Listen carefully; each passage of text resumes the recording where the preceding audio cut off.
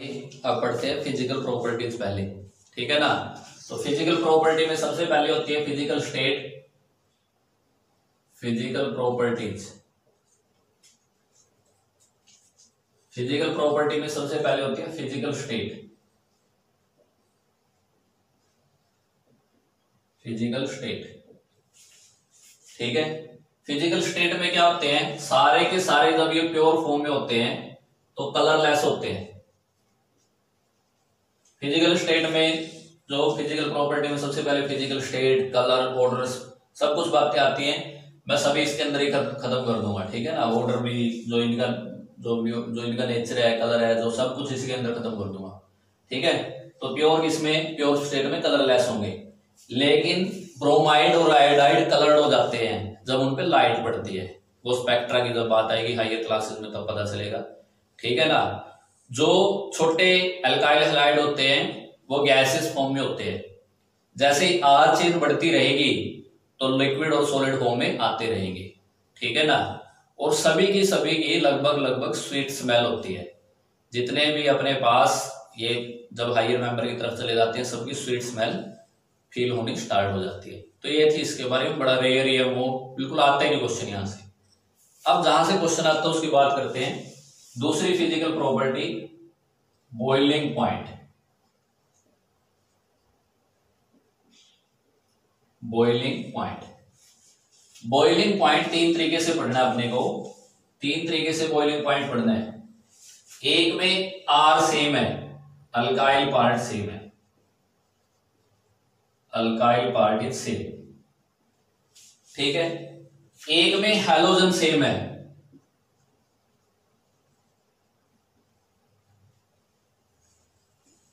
एक में अपने पास क्या है, आइसोमेरिक फॉर्म है, आइसोमेरिक फॉर्म।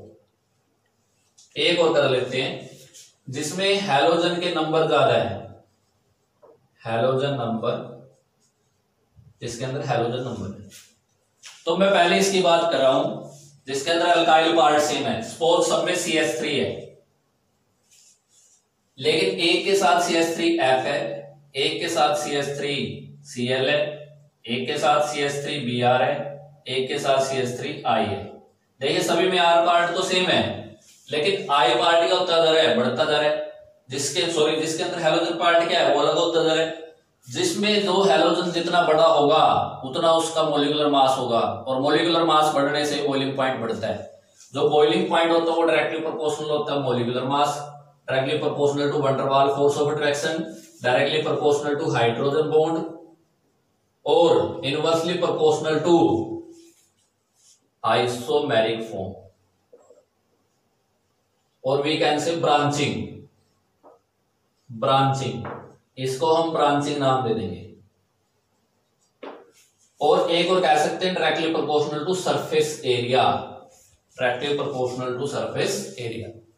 तो पहले केस में क्या हुआ, यहां जाके मोलिकुलर मास बढ़ गया, ऑब्वियस सी बात है, आयोडीन का मास ज्यादा होगा। इसमें तो सबका मास सेम, आयोडीन का मास क्या हो गया, ज्यादा, 129 के करीब, 127 के करीब इसका मास होता है, मास ज्यादा हो गया। इसका मास ज्यादा होने की वजह से क्या हो गया, बॉइलिंग पॉइंट बढ़ गया। अब दूसरे में देखिए अगर हैलोजन सेम है, ठीक है ना, अल्काइल पार्ट बढ़ गया। जैसे एक में CH3Cl था, दूसरे में क्या हो गया, CH3CH2Cl, तीसरे में क्या हो गया, CH3CH2CH2Cl। ऐसे ये पार्ट बढ़ता जा रहा है, ये सेम है, तो इसमें मोलिकुलर मास बढ़ेगा। मोलिकुलर मास बढ़ने से सरफेस एरिया बढ़ेगा, सरफेस एरिया बढ़ने से van der Waal force of attraction बढ़ेगी, जिससे इनका बॉइलिंग पॉइंट क्या हो जाएगा, ज्यादा। तो थर्ड वाले का बॉइलिंग पॉइंट क्या होगा, ये थर्ड है, ये सेकंड है, ये फर्स्ट है। तो किसका ज्यादा होगा, थर्ड का, देन सेकंड का, देन फर्स्ट का, ये ऑर्डर आएगा। इसमें भी क्या होगा, ये मेरे पास A B C D, तो C का ज्यादा, फिर D का ज्यादा, फिर किसका, C का, फिर B का, और फिर A का, ठीक है। अब आइसोमेरिक फॉर्म की, अब ब्रांचिंग की बात करते हैं। जैसे मेरे पास एक ये अल्काइल हैलाइड पार्ट है, CH3 CH2 CH2 CH2 Br, bromobutane है, तो इसका आइसोमेरिक फॉर्म बनाया मैंने, CH3 CH CH2 CH3, sorry CH2 Br, और ये कर दिया मैंने CH3, ठीक है। तो देखिए इसमें कार्बन कितने 4, इसमें भी कितने 1 2 3 4 टोटल कार्बन। हाइड्रोजन काउंट कीजिए 3 2 2 कितने हो गए 9। इसमें काउंट कीजिए 6 8 9। तो दोनों में मॉलिक्यूलर फॉर्मूला क्या है सेम। तो क्या होगी ब्रांचिंग होगी, इसमें ब्रांच निकाल दी हमने इसकी।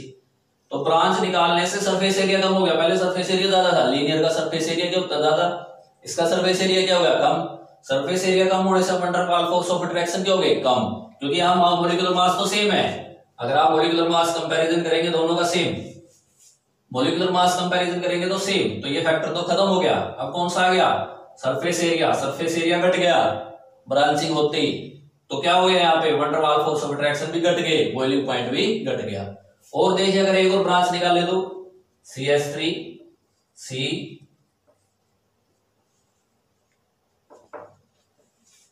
ठीक है ना। तो देखिए इसमें और ब्रांचिंग होगी, सरफेस एरिया और घट गया, तो बॉइलिंग पॉइंट इसका और कम हो जाएगा। तो सबसे ज्यादा बॉइलिंग पॉइंट किसका होगा 1 2 3।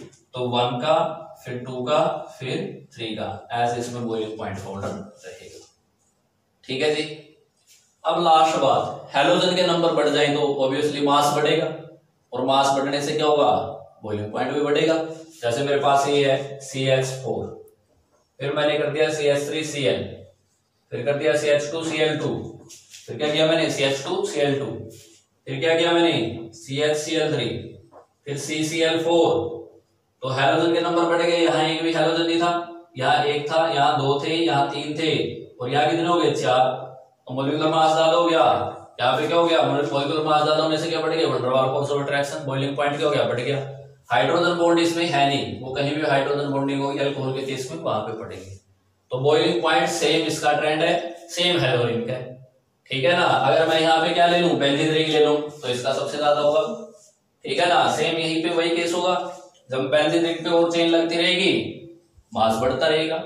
सेम केस यहाँ पे होगा, अगर आइसोमर बढ़ेंगे ब्रांचिंग हो जाएगी। सेम केस यहाँ पे होगा। ठीक है। अब मेल्टिंग पॉइंट की बात करते हैं।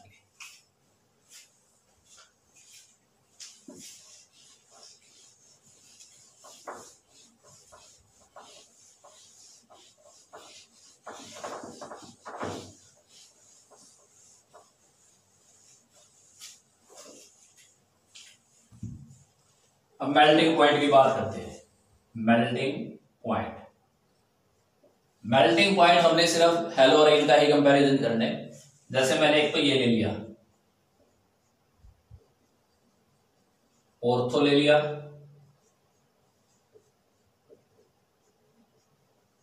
एक मैंने मेटा ले लिया, और एक पैरा ले लिया। जो मेल्टिंग पॉइंट होता है वो डायरेक्टली प्रोपोर्शनल होता है पैकिंग के। पैकिंग कितनी बढ़िया होगी, जितना क्लोज होगा, जितने क्लोज आपस में एटम होंगे उतने स्ट्रॉन्ग फोर्स ऑफ अट्रैक्शन होगा उसके अंदर, तो उतना ही लेट मेल्ट होगा वो। ठीक है ना। आई ना बात समझ में। तो देखिए यहां पे पैकिंग किससे रिलेट करेगी इसके केस में, सिमेट्री से, सिमेट्रिकल स्ट्रक्चर से। सिमेट्रिकल स्ट्रक्चर, जितना ज्यादा सिमेट्रिकल स्ट्रक्चर उतनी ज्यादा पैकिंग, उतना ही ज्यादा मेल्टिंग पॉइंट। ठीक है। तो मोर सिमेट्रिक स्ट्रक्चर तो इसका है, देखिए सबसे ज्यादा सिमेट्रिक तो इसका है। इसके बाद कौन सा है मेटा का है, उसके बाद किसका है ऑर्थो का है। तो मोर सिमेट्रिक है ये, मोर क्लोज पैकिंग, मोर मेल्टिंग पॉइंट। तो पैरा आइसोमर का ज्यादा होगा हर केस में, फिर मेटा का, और फिर ऑर्थो का। आंख बंद करके चिपका देना, सिमेट्री देख करके चिपका देंगे। तो ये मेल्टिंग पॉइंट कोड है, ये कभी कभार आ जाता है पेपर में, पहले आया हुआ है ये CBSE में। ठीक है, ध्यान रखेंगे इसका, CBSE में पहले आया हुआ है। ठीक है जी। इसी के साथ डाइपोल मोमेंट लिंक है, डाइपोल मोमेंट, डाइपोल मोमेंट भी इसी के साथ लिंक है। जितना ज्यादा सिमेट्रिकल स्ट्रक्चर होगा, इसका वेक्टर इस साइड, इसका वेक्टर इस साइड, कैंसल, तो डाइपोल मोमेंट 0। फिर देखिए इसका वेक्टर इस साइड, इसका वेक्टर इस साइड, इसका वेक्टर इस साइड, और इसका वेक्टर इस साइड। रिजल्टेंट कहां आएगा बीच में, इनका रिजल्टेंट भी कहां आएगा बीच में, तो इनका डाइपोल मोमेंट 0 नहीं होगा। ठीक है जी। आई ना बात समझ में। एंगल से निकलता है, एंगल से डाइपोल मोमेंट निकलता है। जैसे सपोज ये U1 है, ये U2 है, तो U1 का स्केयर प्लस U2 का square plus 2U1 U2 cos theta. Bonding का चैप्टर आता है क्लास +1 में, आपने अच्छे से पढ़ा होगा, वहां से डाइपोल मोमेंट निकालते हैं। एक मैंने आपको स्टार्टिंग में बता दिया था, ये वाला CH3Cl का ज्यादा, देन CH3F का, देन CH3Br का, देन CH3I का, क्योंकि इसकी इलेक्ट्रॉन टेंडेंसी क्या ज्यादा लेने की, तो मोर पोलर बॉन्ड मोर डाइपोल मोमेंट। ठीक है, इसका आ सकता है पेपर में। ठीक है ना। अब इनका बताइए मुझे, CCl4 CH2Cl2 CHCl3, आप इनका डाइपोल मोमेंट कंपैरिजन करके मुझे अपना आंसर भेजेंगे। ठीक है, किसका क्या आंसर है, किसका डाइपोल मोमेंट ज्यादा है, किसका डाइपोल मोमेंट कम है, कंपैरिजन करके आप मुझे आंसर भेजेंगे। ठीक है, और सब्सक्राइब भी कर दिया करो, करवा दिया करो, अपनी फेसबुक आईडी पे शेयर किया करो। ठीक है ना, बीच में करते रहो तुम शेयर, देखते देखते हो बस।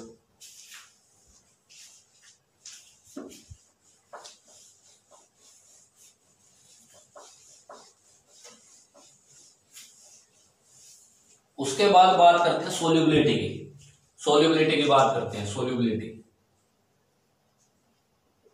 सोल्यूबिलिटी देखिए किसमें चेक करते हैं हम, वाटर में। वाटर में चेक करते हैं सोल्यूबिलिटी। ठीक है ना, वाटर के अंदर ये सारे के सारे इनसोल्यूबल है, पोलर है फिर भी वाटर में सोल्यूबल नहीं। क्यों? क्योंकि वाटर के अंदर के जो फोर्स ऑफ अट्रैक्शन है और जो अल्काइल हैलाइड के फोर्स ऑफ अट्रैक्शन है वो ज्यादा है। किससे? इन दोनों के अट्रैक्शन से। इसके मॉलिक्यूल के बीच में जो फोर्स ऑफ अट्रैक्शन है और इसके मॉलिक्यूल के बीच में जो फोर्स ऑफ अट्रैक्शन है वो स्ट्रॉन्ग है। किससे?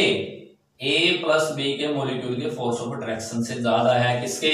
सपोज ये A है और ये B है, A के फोर्स ऑफ अट्रैक्शन और B के फोर्स ऑफ अट्रैक्शन। इनके आपस में खुद रहना पसंद करते हैं इकट्ठे आने की बजाय, क्योंकि जो एनर्जी इनके फोर्स को तोड़ने के लिए निकले वो एनर्जी पहले ही अपने पास रखते हैं। ठीक है ना, इसलिए ये वाटर के अंदर मिसिबल नहीं है।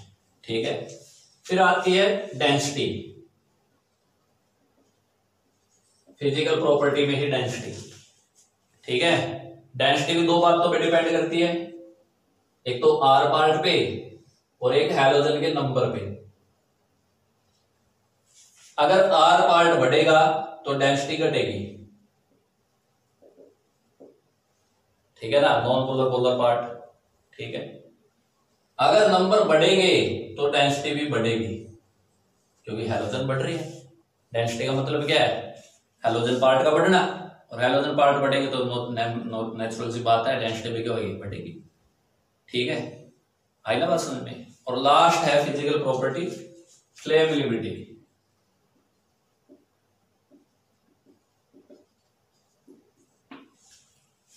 ये इजीली फायर को कैच नहीं करते हैं। ठीक है ना, फायर को कैच नहीं करते। इन्हीं की इसी एप्लीकेशन के कारण CCl4 को फायर एक्सटिंग्विशर में यूज किया जाता है। CCl4 को एज ए पायरिन नाम से,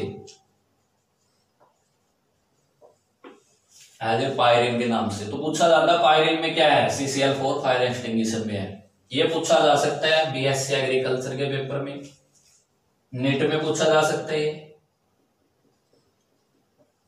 ठीक है ना, आई बात समझ में। तो ये BSc एग्रीकल्चर का जब पेपर होगा +2 के बाद, तो या तो उसमें पूछा जा सकता है, नेट के पेपर में पूछा जा सकता है। बड़ी इंपॉर्टेंट बात है। ठीक है ना, आई ना बात समझ में। अब एक और रहती है रिएक्टिविटी, या फिर यूं कह लो स्टेबिलिटी। स्टेबिलिटी की बात कर लेते हैं। रिएक्टिविटी तो वैरी करती है। सबसे स्ट्रॉन्ग बॉन्ड है RF बॉन्ड, क्योंकि बॉन्ड डिस्टेंस कम है तो स्ट्रॉन्ग बॉन्ड ये होएगा। फिर कौन सा होएगा? फिर RCl, फिर RBr, फिर कौन सा होएगा? RI। तो जितना ज्यादा स्ट्रॉन्ग बॉन्ड उतनी ज्यादा क्या? स्टेबिलिटी। तो सबसे ज्यादा स्टेबिलिटी किसकी होगी? इसकी होगी। ठीक है जी, तो ये थी फिजिकल प्रॉपर्टीज। मुझे उम्मीद है कि आपको समझ में आई होगी बड़े अच्छे से। कोई प्रॉब्लम तो आप मुझे पूछ सकते हैं। अब बात करते हैं केमिकल प्रॉपर्टीज की। ठीक है,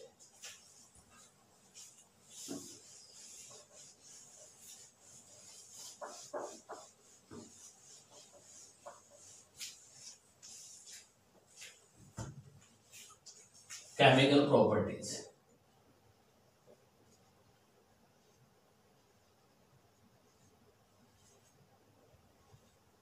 या केमिकल रिएक्शन भी इनको कह सकते हैं। ये जो बॉन्ड है कार्बन हैलोजन बॉन्ड, ये 3 टाइप की रिएक्शन शो करता है।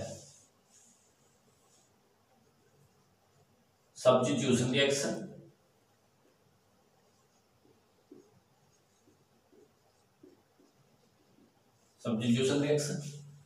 Elimination reaction,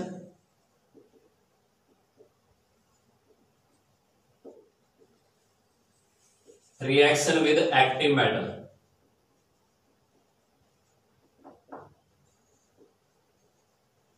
reaction with active metal. ठीक है ना, इसमें सारे मिसलेनियस रिएक्शन पढ़ेंगे। ठीक है जी, तो एक एक करके हम इनको पढ़ते हैं। सबसे पहले स्टार्ट करते हैं सब्स्टिट्यूशन रिएक्शन से।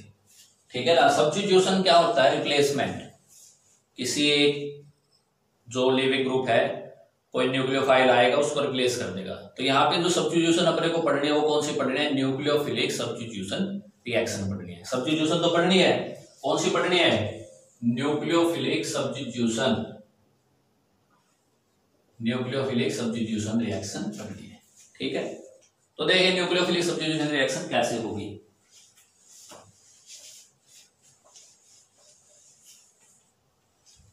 बड़ा इंपॉर्टेंट टॉपिक है, यहां से प्रश्न पत्र में प्रश्न मिलता ही मिलता है। कोई भी आप कंपटीशन देने जाए यहां से प्रश्न मिलेगा ही मिलेगा। सीबीएसई यहां से पूछे या पूछे, पूछती थी सीबीएसई यहां से क्वेश्चन। अब की बार नहीं आया, किसी एक दूसरे सेट में होगा पता नहीं, लेकिन जो सेट देखा था मैंने उसमें नहीं था। लेकिन ये बड़ा इंपॉर्टेंट है। ठीक है ना, यहां से आएगा ही आएगा सवाल, किसी भी कंपटीशन टेस्ट में चले जाना, तो ध्यान से समझना इसको। देखिए न्यूक्लियोफाइल 2 तरीके से सब्स्टिट्यूट होता है, या तो ऐसा सबस्ट्रेट हो उस पे, या फिर ऐसा सबस्ट्रेट हो उस पे। ठीक है ना, ये कैसी हाइब्रिडाइजेशन यहाँ पे, और ये कैसी हाइब्रिडाइजेशन यहाँ पे बताइएगा। कमेंट बॉक्स में कमेंट करिएगा मुझे पहले, यहाँ पे हाइब्रिडाइजेशन कैसी है, यहाँ पे हाइब्रिडाइजेशन कैसी है। अब जो हम न्यूक्लियोफिलिक सब्स्टिट्यूशन पढ़ रहे हैं ऐसे बॉन्ड पे पढ़ रहे हैं, CX बॉन्ड पे पढ़ रहे हैं ना हम, तो इसका नेचर पढ़ रहे हैं।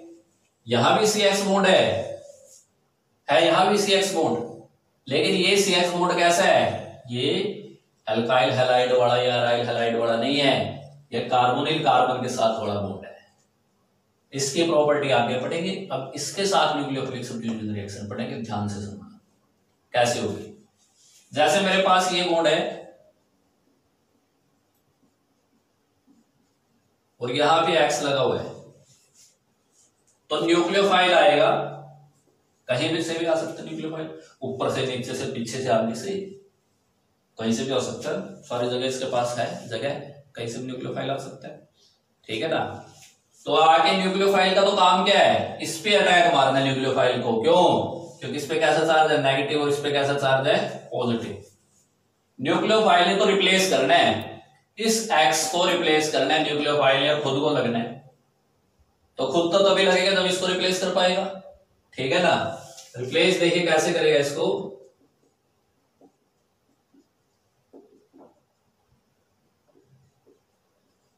ऐसे लग जाएगा।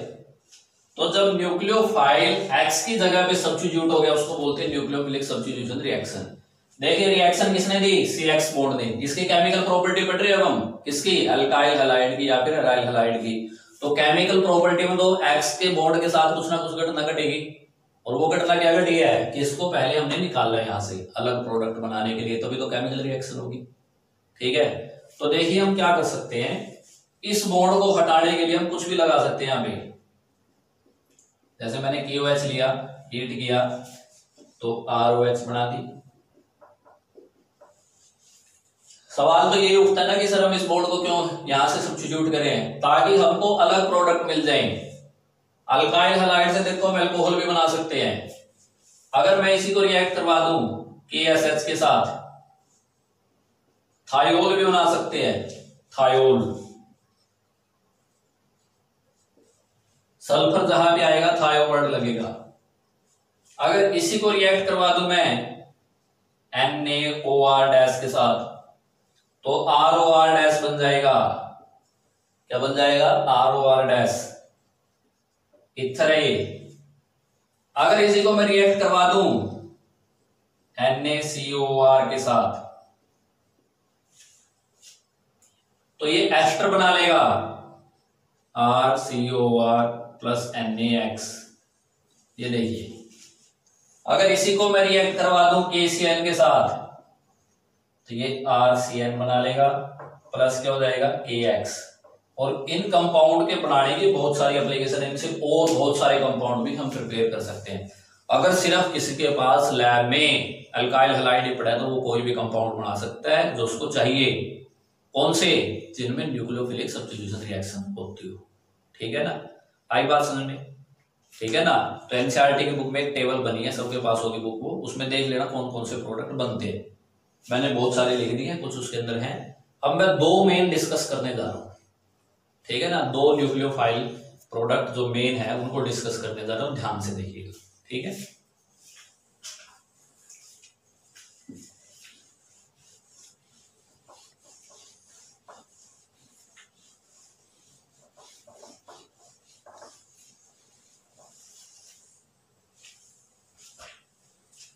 एक तो CN को और एक NO2 को। ठीक है ना? इसको ऐसे भी लिख सकते हैं NO2। ठीक है जी? इन दो को मैं डिस्कस करने जा रहा हूं। क्या खास बात है इन दोनों में? देखिए, A side B side, A side B side, दो साइड लिए बैठे हैं। अगर इनको अपने को RX पे रिएक्ट करवाना है, सपोज इसकी भी रिएक्शन इसके साथ करवानी है, इसकी भी इसके साथ करवानी है, तो ये A साइड से भी रिएक्शन कर सकता है, ये भी A साइड से रिएक्शन कर सकता है, ये भी B साइड से कर सकता है और ये भी B साइड से कर सकता है। यानी कि इस अकेले के कितने प्रोडक्ट होंगे? दो। और इस अकेले के भी कितने प्रोडक्ट होंगे? दो। किसके साथ? RX के साथ। कमाल हो गया। ये न्यूक्लियोफाइल से तो हम दो प्रोडक्ट बना सकते हैं। इन न्यूक्लियोफाइल का नाम है एम्बीडेंट nucleophile.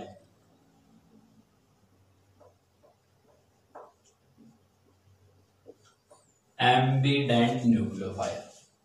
Ambident nucleophile are those nucleophiles which can attack from both sides on a electrophilic center. दोबारा फिर रिपीट कर रहा हूं। Ambident nucleophiles are those nucleophiles which can attack from both sides on a electrophilic center. ठीक है? आइए अब इस बात को मैं साबित करता हूं, प्रूव करता हूं। ठीक है ना? पूरा ध्यान इधर रखेंगे। देखिए, जैसे मैंने लिया KCl और एक ले लिया मैंने AgCl। फर्क है दोनों बातों में। सीधा लिख लेता हूं मैं इसको ऐसे, KCl और ये AgCl, और ये क्या है मेरे पास? RX, जिसके साथ इन्होंने गुल खिलाने हैं, रिएक्शन करनी है। तो देखिए, K तो क्या है? Electropositive element, most electropositive element इस साइड मिलते हैं पीरियोडिक टेबल में। तो इस पे कैसा चार्ज आएगा? पॉजिटिव। और कार्बन पे कैसा आएगा? यहाँ पे नेगेटिव चार्ज। और जब यहां पे होगा, देखिए, तो ये स्यूडो इलेक्ट्रॉनिक कॉन्फ़िगरेशन वाला केस आ गया, चैप्टर नंबर 4 फजान रूल। तो इस बॉन्ड में कैसा करैक्टर आ गया? कोवलेंट करैक्टर आ गया इस बॉन्ड में। कोवलेंट करैक्टर आ गया इस बॉन्ड में, तो ये आयनिक में टूटेगा। तो जब ये ऐसा टूट गया तो यहां से कौन न्यूक्लियोफाइल निकला? CN। X को निकाला तो क्या बन गया? RCN। लेकिन यहां पे देखिए, ये बॉन्ड टूट के पहले कहां जाएगा? यहां जाएगा बीच में। और ये बॉन्ड टूट के किस पे जाएगा? इस पे। और नाइट्रोजन पे क्या पड़े होते हैं? Lone pair. और ये लोन पेयर की तरह किस पे अटैक मारेगा? इस पे। ठीक है ना? लोन पेयर पे अटैक मारते क्या प्रोडक्ट बनेगा? यहाँ पे RN, जो इलेक्ट्रॉन डेंसिटी बीच में पड़ी थी वो कार्बन को दे देगा कि तो ये बॉन्ड पूरे कर ले, चार नहीं है, ये दोनों के दोनों इलेक्ट्रॉन तेरी तरफ है। ठीक है ना? तो ये बन जाएगा नाइट्राइल, ये बन जाएगा साइनाइड। एक तो क्या बन गया? साइनाइड। और एक क्या बन गया? नाइट्राइल। तो देखिए न्यूक्लियोफाइल तो दोनों में CN होना चाहिए था, लेकिन दो साइड से अटैक कर दिया, इसलिए इसको क्या बोलते हैं, एम्बिडेंट न्यूक्लियोफाइल। एनसीईआरटी में क्वेश्चन एंड एक्सरसाइज में उसको प्रूव करके आप देखेंगे, मेरे पास भेजेंगे उसका आंसर, ठीक है ना। 9th और 10th पता नहीं कौन सा क्वेश्चन है, देखेंगे। एन-ब्यूटाइल ब्रोमाइड के साथ है ETOH की प्रेजेंस में, ठीक है, उसका आंसर आप मुझे भेजेंगे, ठीक है जी।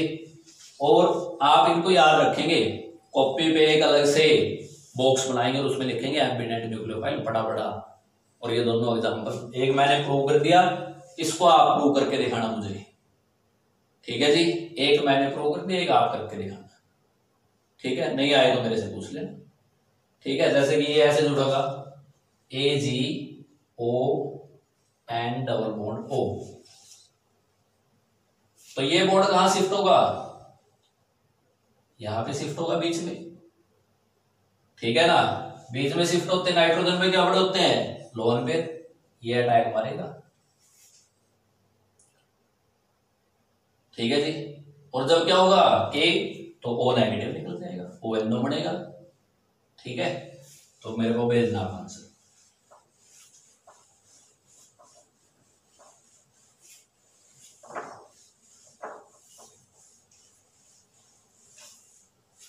अब आगे करते हैं कि ये जो न्यूक्लियोफिलिक सब्स्टिट्यूशन रिएक्शन, ये तो देख लिया हमने, ठीक है ना। मैं दोबारा लिखता हूं, अगर ये मेरे पास CX है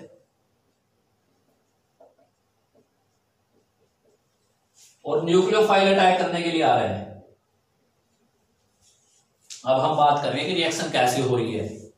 ये तो देख लिया हमने, न्यूक्लियोफाइल अटैक मारेगा, हेलोजन को निकाल लेगा, लेकिन मारेगा कैसे, अटैक निकाल लेगा कैसे, ठीक है ना। ऊपर से मारेगा, पीछे से मारेगा, कैसे मारेगा अटैक, समझना है। समझिए मेरी बात को, देखिए ध्यान से समझाने की कोशिश करूंगा मैं आपको, मेरे पास जो भी फैसिलिटी अवेलेबल है उससे कोशिश करता हूं मैं।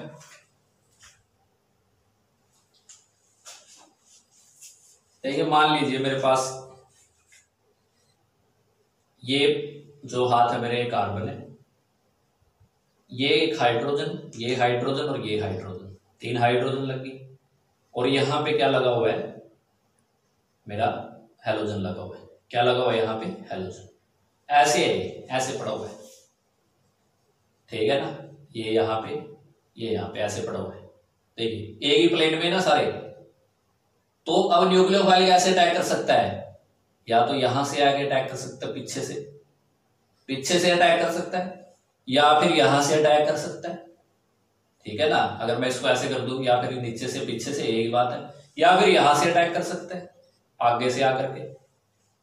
दोबारा फिर देखिए, मेरे पास ये है और यहाँ पे लगा हुआ है, या तो यहां से आगे अटैक मार सकता है पीछे से, या फिर यहां से कहीं से अटैक मारेगा। फ्रंट पे लगेगा कि नहीं लगेगा, फ्रंट साइड का अटैक और एक बैक साइड का अटैक, 2 ही अटैक हो गए। तो 2 अलग अलग अटैक हो गए, तो न्यूक्लियोफाइल 2 अलग अलग तरीके से लग सकता है। कैसे लग सकता है, एक तो देखिए बैक साइड से आकर के लग सकता है यहां से, और एक यहां से लग सकता है, अटैक कर सकता है।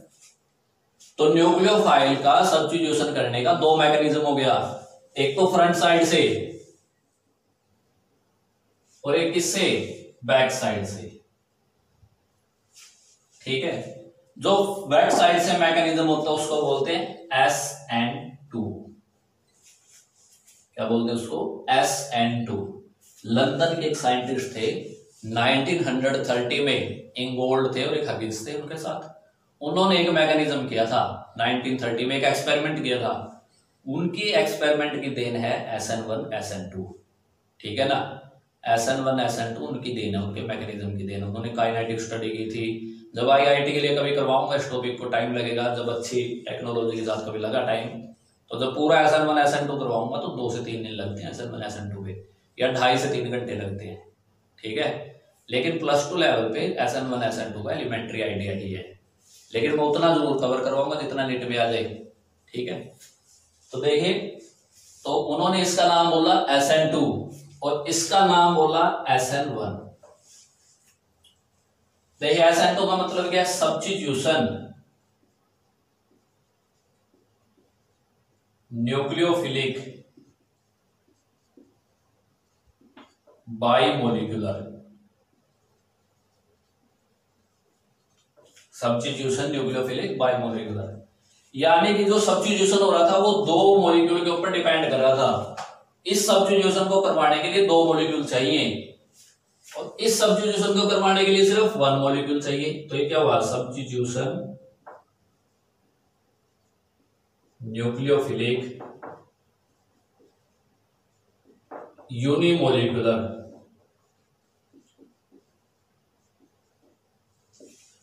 ये बाईमोलिकुलर क्यों आया, ये यूनिमोलिकुलर क्यों आया, उन्होंने एक्सपेरिमेंट किया था।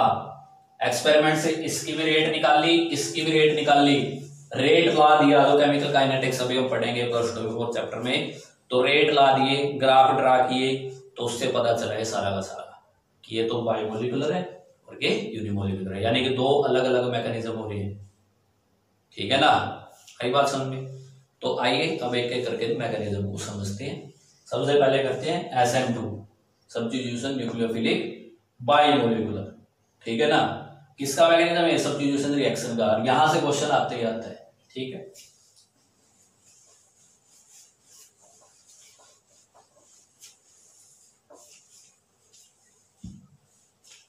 तो सबसे पहले करते हैं SN2।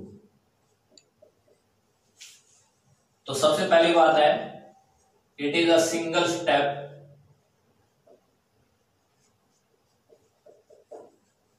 मैकेनिज्म। एक ही स्टेप में मैकेनिज्म होता है। कैसे, देखिए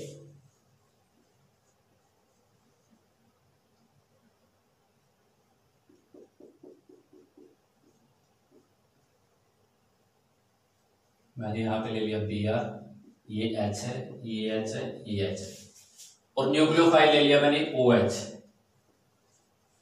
ठीक है, second step, nucleophile will attack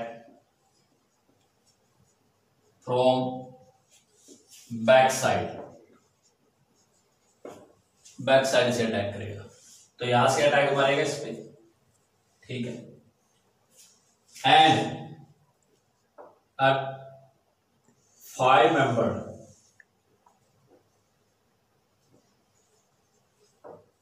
transition state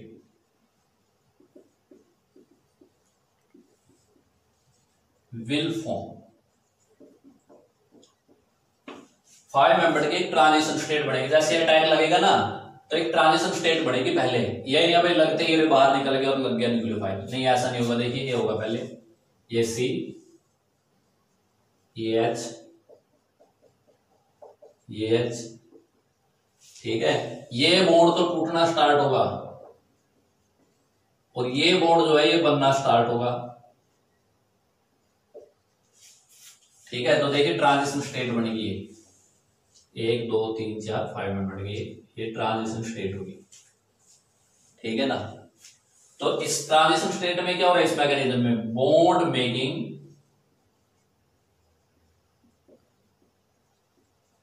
and bond breaking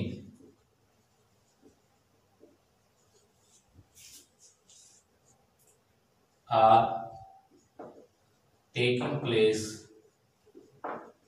in a single step। ठीक है जी, तो धीरे धीरे ये बॉन्ड बनेगा और ये बॉन्ड क्या होगा, टूटना शुरू होगा और एंड में क्या मिलेगा, प्रोडक्ट। ठीक है, तो प्रोडक्ट देखिए अब क्या बनेगा इसमें, ये तो निकल गया यहां से, प्रोडक्ट देखिए क्या बनेगा, C H H OH। तो देखिए इसमें तो Br की साइड लगा हुआ था, इस साइड लगा हुआ था, राइट हैंड साइड लगा था, और OH की साइड आके लग गया लेफ्ट हैंड साइड। यानी कि ये मॉलिक्यूल क्या हुआ है, उल्टा हुआ है, क्योंकि अटैक किस साइड से हुआ है, बैक साइड से। किस साइड से अटैक हुआ है, बैक साइड से अटैक हुआ है। तो इसमें क्या हुआ है, इन्वर्जन ऑफ कॉन्फ़िगरेशन। क्या हुआ इसमें, इन्वर्जन ऑफ कॉन्फ़िगरेशन, कॉन्फ़िगरेशन बदल गई, पहले ये थी अब ये होगी। तो इन्वर्जन ऑफ कॉन्फ़िगरेशन क्या होता है, कई बार सीधा पेपर में आ जाता है सीबीएसई में, what is inversion.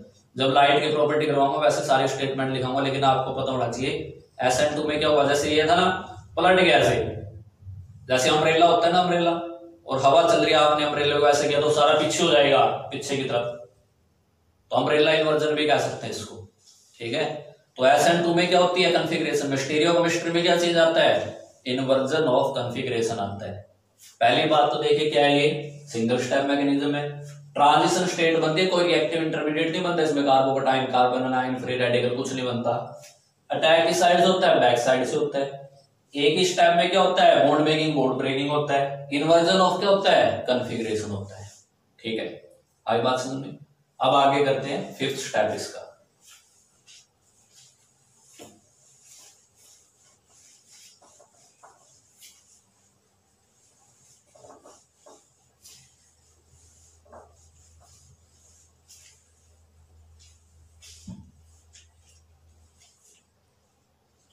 Kinetics, second order kinetics इसकी फिलहाल लिख लीजिएगा, जब केमिकल काइनेटिक्स आएगी समझाऊंगा कि जो रेट है ना इसकी, वो दोनों चीजों पे डिपेंड करती है, सबस्ट्रेट पे भी और न्यूक्लियोफाइल पे भी। जैसे कि हमारा सबस्ट्रेट क्या था यहाँ पे, CH3Br, और न्यूक्लियोफाइल कौन था, OH। तो इसके विद रिस्पेक्ट भी 1, इसके विद रिस्पेक्ट भी 1, तो रेट क्या होगी इसके ओवरऑल, सेकंड ऑर्डर रेट होगी, ठीक है। फिर 6th energy profile diagram, profile diagram. तो देखिए ये एनर्जी प्रोफाइल डायग्राम बनता है इसका, यहाँ पे रिएक्शन की प्रोग्रेस हो रही है इस साइड, ये एनर्जी अपनी, ठीक है। तो ऐसे चलता है, ऐसे चलता है, ठीक है ना। तो ये रिएक्टेंट और ये प्रोडक्ट, यहां पे क्या बनती है, ट्रांजिशन स्टेट बनती है, ठीक है, इसलिए इसमें कर्व में ही आए, ठीक है जी। अब आखिरी बात करते हैं इसकी, reactivity order of alkyl halide. कौन सा अल्काइल हैलाइड SN2 बढ़िया देगा, कौन सा अल्काइल हैलाइड SN2 नहीं देगा, ठीक है, वो ध्यान से देखिएगा।